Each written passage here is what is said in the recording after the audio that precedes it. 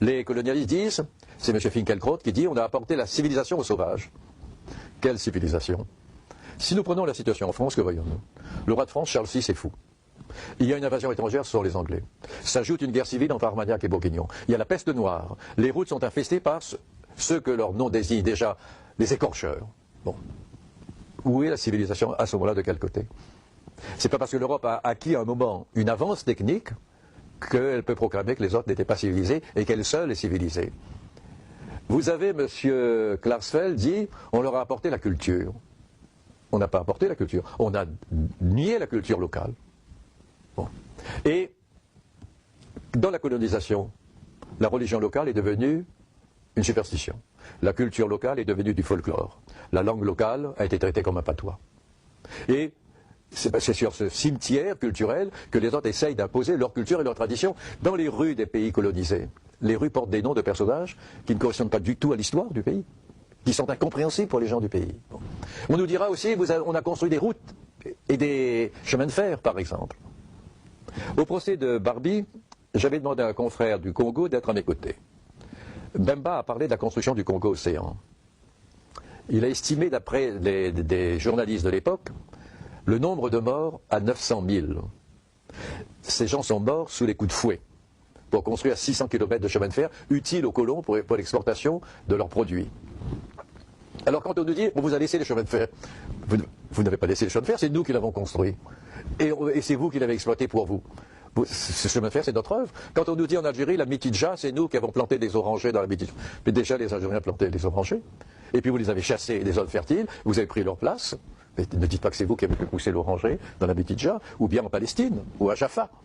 Voilà donc, à mon avis, un travail qui est extrêmement nécessaire de souligner, parce que cette agression culturelle est aussi grave que l'agression contre la personne physique. Solzhenitsyn dit, les Allemands et les Russes ont récupéré plus facilement après la chute du totalitarisme que les colonisés après la chute de la colonisation. Et pourquoi? Parce que l'identité culturelle des Russes, l'identité culturelle des Allemands, sous le totalitarisme, n'était pas niée. C'était au contraire exalté, déformé, mais exalté.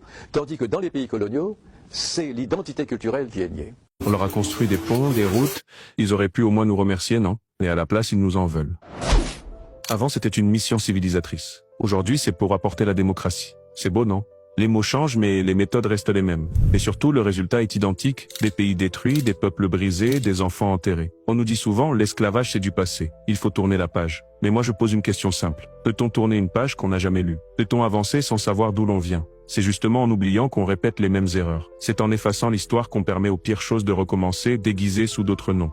Je m'explique qu'à l'époque, la justification c'était apporter la civilisation. Mais qui a donné cette mission? Dieu?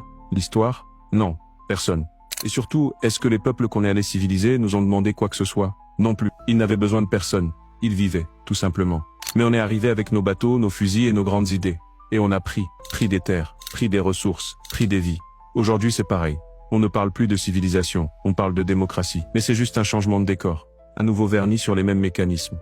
On bombarde, on tue, on détruit, en prétendant libérer. Mais qui nous a demandé de venir? Personne.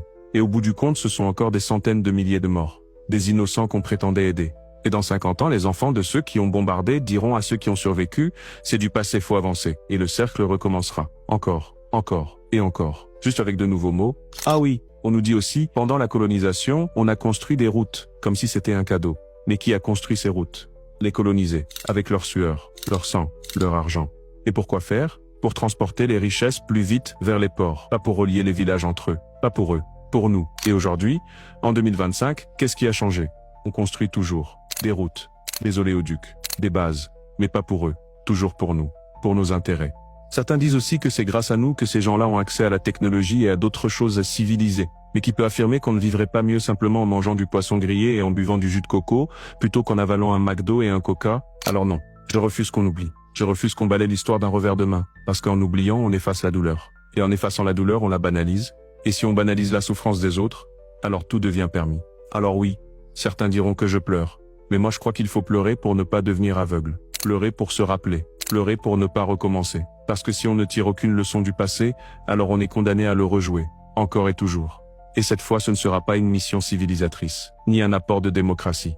Ce sera juste une répétition, cruelle et cynique, d'un vieux mensonge dans un nouveau costume. Et surtout n'oubliez pas, qui ne dit rien consent.